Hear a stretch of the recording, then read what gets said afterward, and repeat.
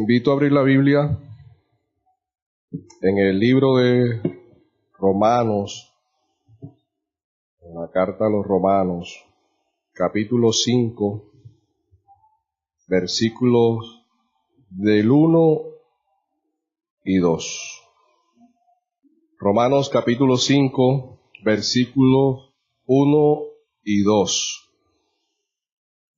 En esta mañana vamos a estar hablando en el sermón de la justificación de Cristo en el creyente. Dice las Escrituras: justificados pues por la fe, tenemos paz para con Dios por medio de nuestro Señor Jesucristo, por quien tenemos entrada por la fe a esta gracia, en la cual estamos firmes, y nos gloriamos en la esperanza de la gloria de Dios. La doctrina de la justificación en muchos de nosotros los creyentes no ha sido bien comprendida, no ha sido bien entendida. Todavía muchos viven por medio de las obras para poder ganar la salvación y el favor de Dios. Otros tienen claro qué es la doctrina de la justificación. Y por ese claro entendimiento de lo que es la doctrina de la justificación, disfrutan de los beneficios de ella sobre esta tierra. Y en los versículos que acabamos de leer, en los cuales son los textos donde vamos a estar desarrollando el sermón en esta mañana, vamos a estar viendo 3 puntos con relación a la justificación. El punto número 1 es que vamos a hacer una aclaración de lo que no es la justificación. El punto número 2 es la aclaración de lo que sí es justificación. Y el punto número 3, vamos a estar hablando de los beneficios de la justificación. Y siendo un tema muy importante, de mucho detalle, he querido sistematizar de forma muy clara y lo más correcto posible para que ustedes me puedan comprender mucho mejor. De pronto vamos a escuchar cosas que muchos no estamos familiarizados y nos podemos escandalizar un poco por la misma ignorancia que tenemos de esta doctrina. Y si no llegase alguno acá a entender algún punto, con mucho gusto se puede acercar al final del sermón y preguntar. Y comenzaremos diciendo que el 31 de octubre de 1517 se dio inicio a lo que conocemos como la Reforma Protestante por medio de un monje agustino alemán llamado Martín Lutero. Y una de las causas de la Reforma, era que había una incorrecta comprensión de lo que era la justificación por fe. Y en la carta a los Romanos fue escrita a una comunidad de cristianos judíos que conformaban esta iglesia. Y entre ellos también habían cristianos gentiles. Y estos hermanos en Roma tenían al parecer una comprensión equivocada de lo que era la justificación. Ellos querían añadir a la justificación obras para poder obtener el favor de Dios o la salvación de Dios. Y por eso nosotros, viendo el contexto inmediato donde están estos 2 textos, podemos ver en Romanos, ahí mismo, capítulo 3, mírelo, Romanos capítulo 3, versículo 20, Por eso Pablo viene escribiéndole y le dice, ya que por las obras de la ley, ningún ser humano será justificado delante de él. Un texto muy claro, pero ahí mismo en el versículo 28, se baja un poquito más los versículos. En el versículo 28, el apóstol Pablo le muestra a estos hermanos, a esta iglesia, cómo opera la justificación de Dios en el creyente. Y dice, concluimos pues. Ya le está concluyendo. ¿Y cuál es la conclusión que viene trayendo Pablo? Que el hombre es justificado por la fe sin las obras de la ley. Los versículos son claros. O sea, las obras no hacen justo o libre de culpa alguna al creyente ante los ojos de Dios. El querer hacer que Dios nos vea como justo ante sus ojos por medio de las obras que nosotros podemos realizar es una incorrecta comprensión de lo que es la justificación. Este mismo error que Pablo está aclarándole a los creyentes de Roma, a todos estos judíos que estaban en esta iglesia, fue el mismo error que estaba presente en el catolicismo romano en el siglo XVI, XVII y desde antes. Ellos creían en la justificación, pero creían en la justificación más las obras. Creían que el hombre era justificado, o sea, declarado libre de culpa por Dios por medio de las obras. Pero el hombre tenía que hacer obras para poder ganar el favor de Dios también. Tenían que cumplir penitencias, comprar indulgencias, citar Padres Nuestros, Ave María, misa, o sea, tenían que hacer todo esto para ellos de cierta manera poder recibir el favor de Dios para ellos y ser librados de la ira de Dios. Veían la justificación como una infusión en las personas. Justificar no significa hacer a un hombre, ojo con esto hermano, a un hombre santo o justo en su interior. La justificación no nos cambia interiormente y no es una declaración basada en ninguna bondad de ninguna manera que usted y yo tengamos o hayamos realizado. Si la justificación nos cambiara en nuestro ser interior, entonces seríamos declarados justos, basado en cuán buenos fuimos o somos. Y eso es muy peligroso.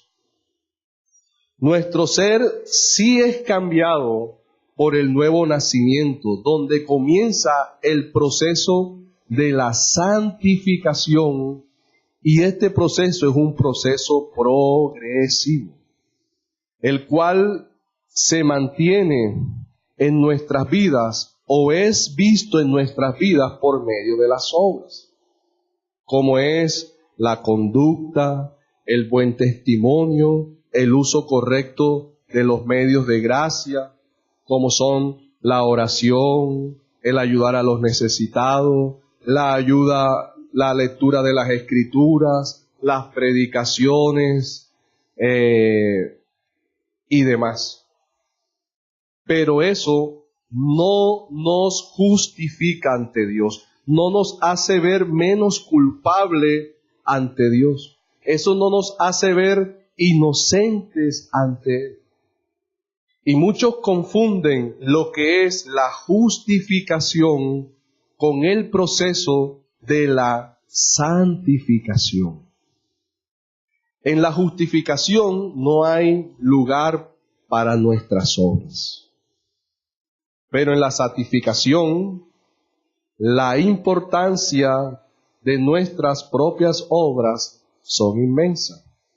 De allí que Dios nos ordene a luchar, a orar, a velar, a que nos esforcemos. La santificación es una obra de gracia dentro de nosotros.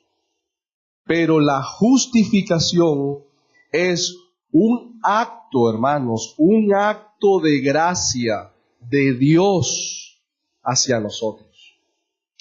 La santificación es progresiva y se realiza gradualmente. La justificación es completa, consumada de una vez y para siempre. La justificación no admite crecimiento ni es susceptible de aumento, de disminución o de cambio alguno. Eso no cambia, como es el proceso de la santificación. El creyente goza de la misma justificación en el momento de acudir a Cristo por la fe que la que gozará por toda la eternidad. Esa no varía, esa no cambia. Y en las Escrituras, la justificación es contrastada no con un estado de impureza o de falta de santidad, sino más bien con un estado de culpabilidad y de condenación. Y tenemos que tener claro todos esos conceptos, mis amados hermanos. ¿Por qué? Porque cuando no se tiene claro este concepto, comienzan a manipular la mente y los corazones del creyente, haciéndolos sentirse culpables por cosas que Cristo ya hizo por nosotros en la cruz. Y si Cristo nos declaró libre de culpa, justificado, una vez y para siempre, eso es inalterable. Las obras que nosotros hagamos no va a alterar en nada nuestra posición de haber sido libre de culpa delante de los ojos de Dios. Al hablar uno con creyentes, uno puede observar que muchos tienen una comprensión equivocada de esta doctrina. Muchos confunden la justificación con las obras que realizan. Y confunden la justificación con la santificación. Muchos cristianos tratan de apaciguar la ira de Dios sobre sus vidas por medio de la oración, del ayuno, de las vigilias, de la lectura de la Biblia, de las ofrendas, de los diezmos, de venir a reunirse, a congregarse. Mi hermano, pero ¿saben qué es eso? Todo eso son obras, mi hermano. Todo eso es contado como obra. Y Pablo dijo que por las obras de la ley, nadie, ninguno de los que estamos aquí, jamás seremos justificados delante de Dios.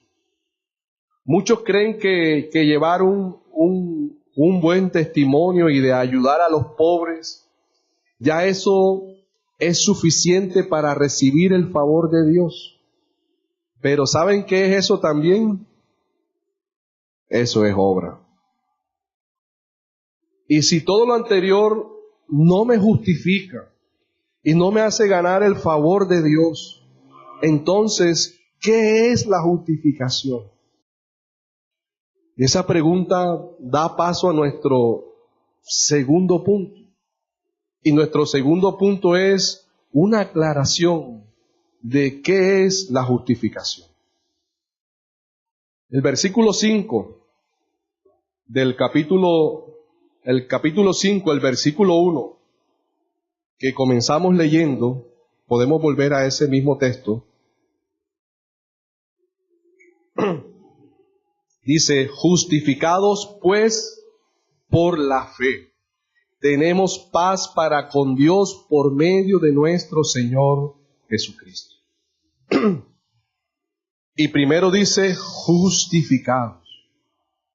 Y justificación viene de una palabra griega que es dikaio. Y esta tiene una gama de significado. El significado en la carta de Santiago es muy diferente a la que está aquí en Romanos.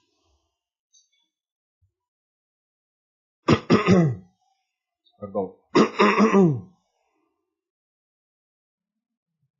Es muy diferente a la que está en Romanos. Pero el significado más común en las Escrituras es declarar justo. Es declarar justo. Es una declaración, ojo, es una declaración legal. Algo legal, una declaración legal de Dios, donde la culpa es quitada y las consecuencias de la condenación son retiradas. Ya no tenemos que pagar un castigo por el pecado. Es una declaración legal que Dios hace sobre nosotros. Nos declara libres de culpa, libres de condenación, libres de la ira de Dios. Ya no hay ninguna condenación para los que están en Cristo Jesús. Porque la Biblia dice, ¿quién acusará a los escogidos de Dios? Dios es el que justifica.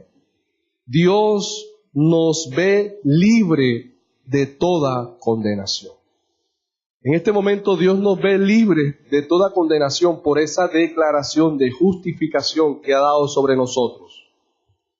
Y el versículo 1 dice, justificados. O sea, literalmente es siendo justificados. O también habiendo sido justificados. El apóstol Pablo está dando por sentado. Dios ha declarado como justo, como libre de culpa a los creyentes. Dios no va a declarar justo a sus elegidos en un futuro. Dios no te va a declarar a ti justo cuando llegues al cielo. Dios te está declarando justo, o sea, libre de culpa desde este momento. Esto ya no se puede cambiar jamás. Esto ha sucedido una sola vez y para siempre en nuestras vidas. El versículo 9, de allí mismo donde estamos, también confirma que esta justificación ya se realizó. Mira lo que dice el versículo 9, ahí mismo donde estamos. Pues, mucho más, estando ya justificados. Estando ya justificados. La justificación fue realizada en el pasado. El decreto de Dios de justificarnos es una cosa. Y la recepción en el tiempo de la justificación en nuestras vidas es otra cosa. Y esa se recibe en nuestras vidas a través de la fe, que es algo muy diferente. El versículo 1 dice, del mismo capítulo, sigue diciendo, justificados pues por la fe. Entonces, la fe es el medio para recibir la justificación, no las obras. Es la fe. Ahora bien, la fe no es la causa de nuestra justificación. La fe solamente es el medio para recibirla. Muchas personas confían en su fe y no entienden que es el objeto de la fe lo que salva y no la fe misma. La fe en sí misma no salva, hermanos. La fe en sí misma no salva. Es más, nosotros somos salvos es por gracia, por medio de la fe. Entonces la fe en sí mismo no salva, sino más bien Cristo es el que salva a través de la fe. Justifica a través de la fe. Y la fe es un don de Dios dado a sus hijos para recibir la justificación y la salvación. Pero ¿por qué por medio de la fe? ¿Por qué Dios escogió la fe para que nosotros podamos obtener nuestra justificación? Me gusta una definición o una respuesta que da Gruden en su teología sistemática a esta pregunta. Y es: la fe de Dios en nuestros corazones es totalmente opuesta a depender de nosotros mismos. Esta fe nos lleva a ver un verdadero objeto, dice él en su definición. Y el versículo 1 dice cuál es el objeto de esa fe. ¿Y cuál es el objeto de esa fe? Dice: por medio de nuestro Señor Jesucristo. Cuando vemos a Cristo en fe, estamos diciendo esencialmente: Señor, me rindo. Ya no voy a depender de mí mismo, ni de mis propias obras. Sé que no voy a poder arreglar las cosas contigo por ti mismo, por mí mismo. Por lo tanto, Señor Jesús, confío en ti, dependo completamente de ti para que me des una posición justa delante de tus ojos. Solo por medio de Jesús somos encontrados libres de culpa ante los ojos de Dios. Solo por medio de Jesús somos justificados delante del Padre. Ahí mismo miremos el capítulo 4, versículo 25 en Romanos. Capítulo 4, versículo 25.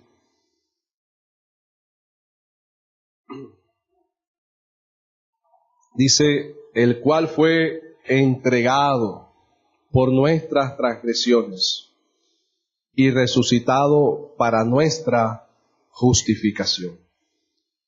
El versículo dice entregado. Y surge una pregunta: ¿quién lo entregó? Y en este caso, ¿quién lo entregó para justificarnos? Dice la Escritura que con todo eso Dios quiso quebrantarlo, sujetándole a padecimientos.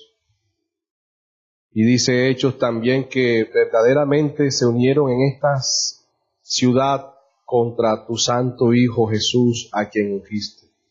Herodes y Poncio Pilato con los gentiles y el pueblo de Israel, para hacer cuanto tu mano y tu consejo habían antes determinado que sucediera. Y si nosotros leemos Juan 3:16, dice: porque de tal manera amó Dios al mundo que entregó. El Padre fue quien lo entregó. Y Jesús pagó tu culpa y mi culpa. Jesús recibió el castigo de Dios que tú y yo teníamos que recibir. Él fue herido por nuestras rebeliones, molido por nuestros pecados. El castigo de nuestra paz fue sobre él. Tú y yo somos el fruto de su aflicción, el fruto de la aflicción de su alma. Por su conocimiento él justificó a muchos, llevando sus iniquidades. Jesús pagó el precio.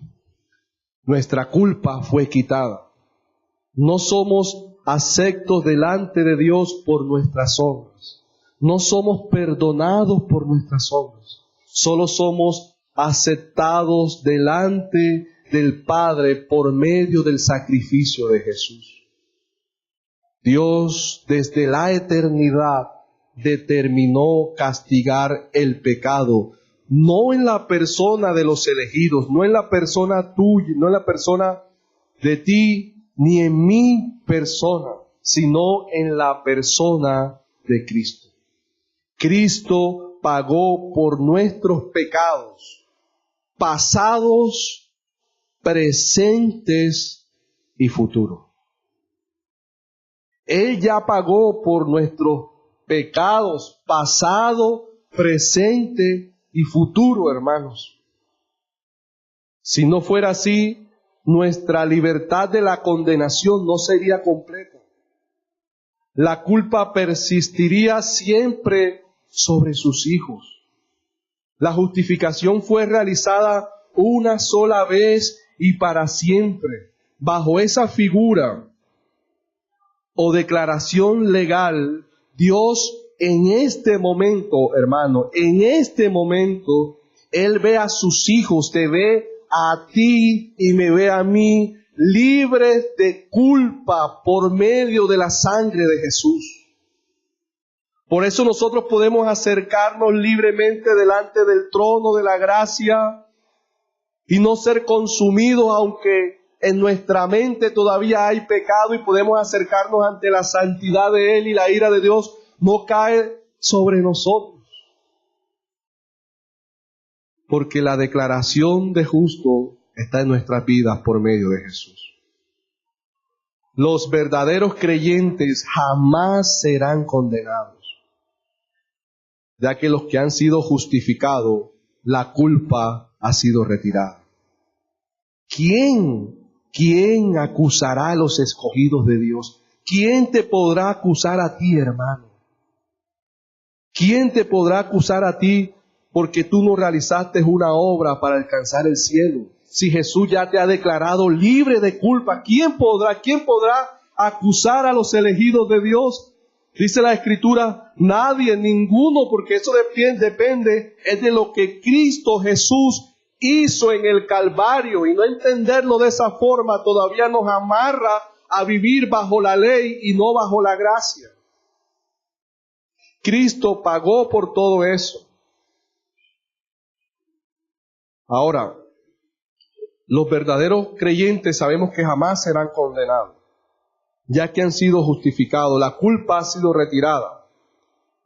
Las aflicciones que los cristianos les sobrevienen por diversas circunstancias, hermano. Y estoy hablando de las aflicciones de creyentes, usted, las mías, las que nos vienen por diversas circunstancias. Inclusive esas aflicciones por su pecado, y entienda bien lo que quiero decirle, hermano, no son estrictamente hablando castigo por causa del pecado. Lo voy a repetir porque sé que genera confusión, pero quiero llevarlo a algo.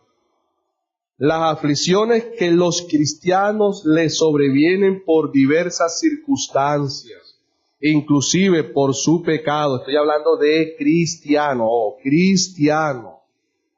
no son estrictamente hablando castigo por la causa del pecado, sino más bien la disciplina del Padre eterno. No son manifestaciones de la ira de Dios, ni tampoco sirven para propiciar nuestros pecados, porque esto sería contrario al Evangelio y minimizaría el sacrificio de Cristo Jesús en la cruz del Calvario. Y aún sería contrario a la justicia de Dios. ¿Saben por qué? Porque Cristo ya pagó nuestras deudas y Él no exigirá un doble pago por eso. Muchos de pronto estarán preguntándose, entonces, ¿qué sucede cuando los creyentes pecan? ¿Qué dice la Biblia? ¿Qué respuesta da la Biblia con relación a eso? ¿Será que perderán su justificación? No, sino más bien su comunión con Dios se ve afectada. Miren, si hemos sido justificados en Cristo, nuestros pecados cotidianos no nos pueden condenar.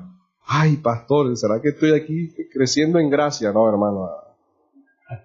Vamos a ir dándole claridad para que no se asuste. Por eso le decía, hermano, de pronto nos vamos a escandalizar algunas cositas, pero no es ni creciendo en gracia, ni jugando con la gracia, ni pecando deliberadamente. Entonces, si hemos sido justificados con Cristo, nuestros pecados cotidianos no nos pueden condenar. ¿Cuántos de los que están aquí después de haber sido creyentes no han pecado?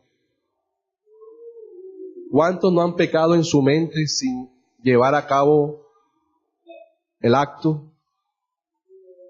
¿Esos no son pecados cotidianos? ¿O solamente te enfrascas en pecados cotidianos, aquellos pecados grandísimos que se dejan ver? Ay, este hermano está en pecado. No, hermano. Todos cometemos pecados cotidianos, y a eso me refiero cuando hablo de este tema. Pero si esos pecados cotidianos no los confesamos y si no nos arrepentimos de ellos, entonces traerá la disciplina de Dios sobre nuestras vidas. Para entender mucho mejor esto, me gusta una definición que encontré. Hay una diferencia entre el perdón legal y el perdón paternal. El perdón legal o judicial es recibido en el momento de nuestra justificación. Es decir, al arrepentirnos y al creer en Cristo. Dios nos perdona como juez y recibimos este perdón una sola vez y para siempre, hermanos. De lo contrario, tocaría crucificar a Cristo continuamente. No sé si está siguiendo el hilo por donde los quiero llevar, hermanos. Ahora, el perdón paternal trata con nuestra posición como hijos y nuestra relación con Dios como el Padre Celestial. Los creyentes pecan y todavía tenemos como llaman algunos, un remanente de pecado o un viejo hombre que todavía se levanta en nosotros. Y luchamos, hermanos, pero nosotros luchamos en Cristo por medio de la gracia que Dios nos ha dado para caminar en la santidad. Cuando el pecado llega a nuestras vidas, tenemos el recurso de la gracia del Espíritu de Dios para poder luchar contra el pecado y decirle no al pecado, apartarnos de él, salir de él, huir de él por la gracia del Espíritu de Dios en nuestras vidas. Si eres pues un justificado, realizarás por naturaleza obras que glorifiquen el nombre de Dios, porque en ti está el nuevo nacimiento. Si eres un justificado, realizarás obras justas. Si eres un justificado, buscarás agradar a Dios, buscarás agradar al Señor, no buscarás ofender su gloria. Ya nosotros no pecamos por miedo a perder la salvación, sino por temor a ofender a un Dios santo. Entonces, el que es creyente, el que es cristiano, el que ha nacido de nuevo, el que tiene a Jesús en su corazón, el que ha sido justificado, ¿saben qué, hermanos? Automáticamente por el Espíritu de Dios va a aborrecer las cosas que están en este mundo por amor al Dios santo en que están. No es que se van a deleitar en el pecado. ¿O cuántos de los que estamos aquí no hemos pecado y hemos sentido en nuestros corazones el arrepentimiento y la tristeza? ¿Será que eso lo hace una persona que no es creyente? A cambio, en el cristiano es diferente. Si persistimos en el pecado y lo practicamos, hermanos, no hemos nacido de nuevo. Ya que el que es nacido de nuevo aborrece el pecado. El que es nacido de nuevo, el llamamiento de Cristo es a una vida santo. La justificación es lo opuesto de la condenación y consiste en dos partes. Primero, nuestra culpa es borrada y fue borrada por medio de Jesús, por medio de su sacrificio. Y el segundo, la justificación es acreditada a nosotros por medio de Cristo con todas sus recompensas. Si ya Dios te ha perdonado y ha quitado la culpa por medio de Jesús, ¿quién podrá condenarte? ¿O qué más podrás añadir a esto? No hay obra alguna que nos ayude a ganar la justificación. Solo la gracia de Dios nos las da. Si tenemos clara esta doctrina, seremos libres de la culpa y gozaremos de los beneficios de esta gran verdad. No nos dejaremos engañar por los que hoy hacen mercadería de la fe, que dice que si no das, que si no haces, que si no cumples, la ira de Dios está sobre tu casa, sobre ti. Hermano, la Biblia enseña que ya no hay maldición sobre el creyente porque Cristo Jesús nos libró de toda maldición. Jesús nos libró del pecado, de la maldición y de la muerte. Él las llevó en la cruz. Hemos sido beneficiados o bendecidos con toda bendición espiritual en los lugares celestiales juntamente con Cristo Jesús. Y esta bendición tampoco nunca se perderá, ya que fuimos bendecidos en Cristo. No dice que seremos bendecidos. Eso ya nadie lo puede cambiar. Ya eso sucedió una vez y para siempre. Y eso da paso a nuestro tercer y último punto. El versículo 1 del capítulo 5 que comenzamos leyendo dice, tenemos paz para con Dios. El versículo 2 dice, tenemos entrada a esta gracia y nos gloriamos en la esperanza de la gloria. Pero dice, tenemos paz para con Dios. Nosotros éramos por naturaleza hijos de ira. La ira de Dios estaba sobre nosotros continuamente por causa del pecado. Éramos enemigos de Dios, pero la gracia en Jesucristo, la gracia que nos dio Jesucristo, por medio de la gracia en Cristo fuimos reconciliados con Él. El versículo 10, allí abajito, leámoslo para que vea lo que dice. Porque si siendo enemigos de Dios fuimos reconciliados por Dios por medio de su Hijo, mucho más estando reconciliados seremos salvos de su ira, hermanos. La reconciliación con Dios fue por medio de la muerte de Jesús. El castigo de nuestra paz fue sobre Él. Y por ese sacrificio, Él guarda en completa paz aquel cuyo pensamiento en Él persevera, porque en Él ha confiado. La paz de Dios no es igual a la paz del mundo. El Señor dijo, mi paz os dejo, mi paz os doy. No como el mundo la da, yo la doy. Muchos sienten paz porque no les falta nada, porque no sienten paz porque no están atrasados con las cuotas del banco, porque tienen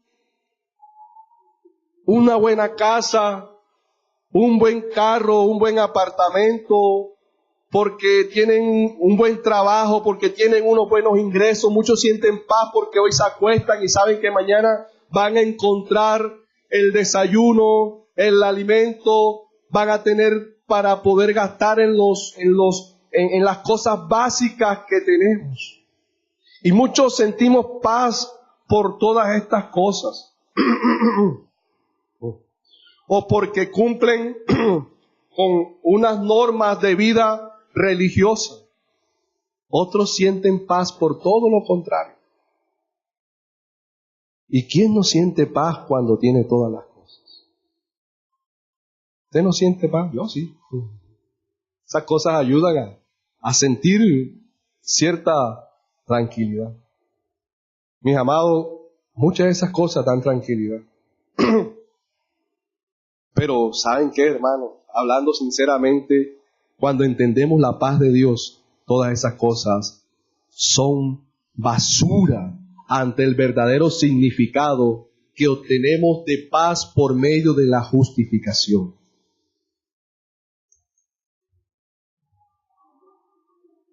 Si tú y yo creemos que esa es la paz que Dios da, mis amados hermanos, desconocemos el verdadero significado de la doctrina de la justificación.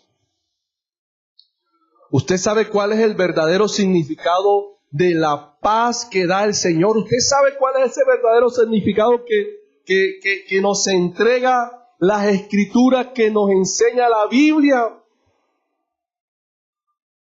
Miren, la encontramos en el versículo 9. Mírenlo.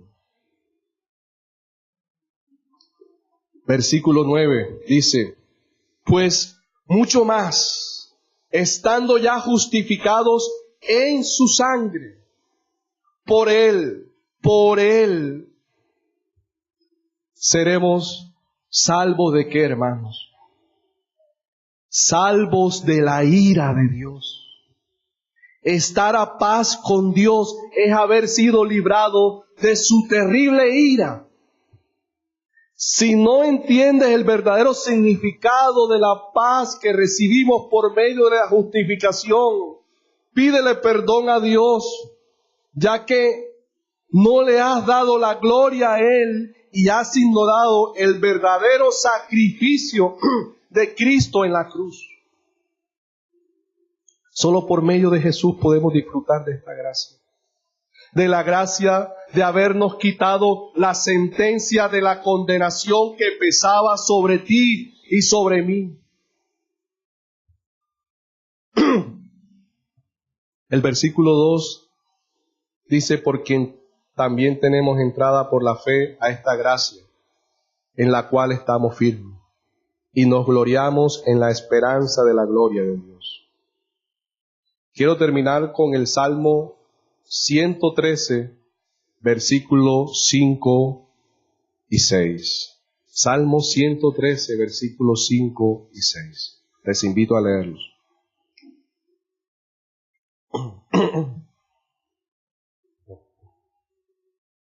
¿Quién como el Señor nuestro Dios, que se sienta en las alturas, que se humilla a mirar en el cielo y en la tierra? ¿Quién como nuestro Dios, que se sienta en las alturas, hermanos? Él está en las alturas y se humilla a mirar en el cielo y en la tierra.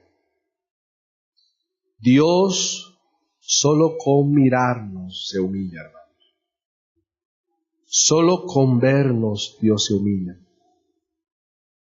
Jesús se humilló a sí mismo tomando forma de siervo, hecho semejante a los hombres.